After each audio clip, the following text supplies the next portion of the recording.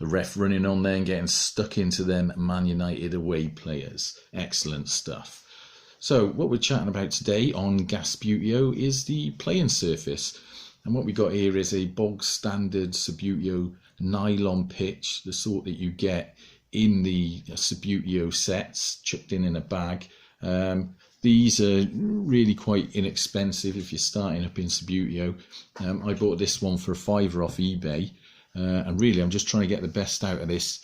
So we have a decent playing surface for Saturday's inaugural game, and well, it looks all right, doesn't it? It looks nice and smooth now. I've ironed it out. I did put the iron on a very low heat, and I also sprayed it with a bit of water in the tougher wrinkles, and it seems to have come out quite well. What I've decided to do as well is layer these pitches up, because we've only got the nylon pitches here. We haven't got any of the nice AstroTurf ones or Astro pitch ones, or even the printed cotton ones that look really good.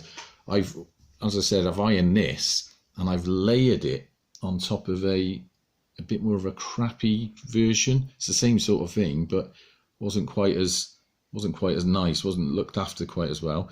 And what I did with that one is I stuck that one down. So the one on the bottom is stuck down with wallpaper paste, and it provided a really nice smooth surface. But unfortunately that's going to be too fast moving for me, I think. So what we've done is we've ironed this better quality or better looked after nylon pitch, and we've smoothed that out on top.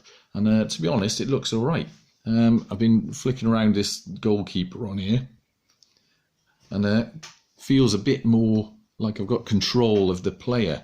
The problems we've had with the few practice games we've had is players are going everywhere. We just had one layer cloth on top of a dining room table, and it was just getting chaotic, ball going off all the time, players flying off all the time. And I did read somewhere in one of the Subbuteo groups that if you layer up your pitches like this, it slows the ball down, slows the game down, gives you a bit more control, which I think would be better for me and my mate who are complete beginners, to be honest with you, at Subbuteo.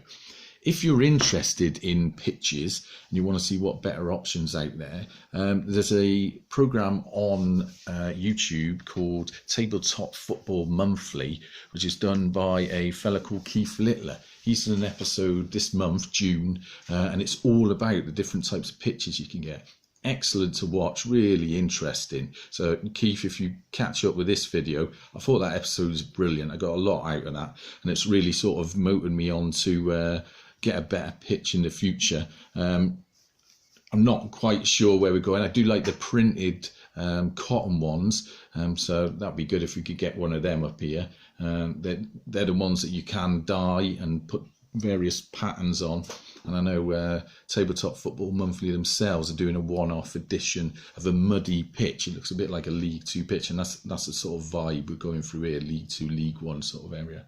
So yeah, this has come up quite well. You know, it's the best we've got at the moment. So we're just going to have to make do with that. I'm going to have a bit of a practice on here because I don't want to lose out to my good friend Paul Cropford, who's going to be playing a German side against Bristol Rovers. And of course I want the Gas to win, so I'll get a few practice shots in, use the ref here.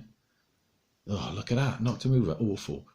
I would use some of these, but quite frankly it would do it in my fingers to use Man United. So we'll leave them as practice, get round.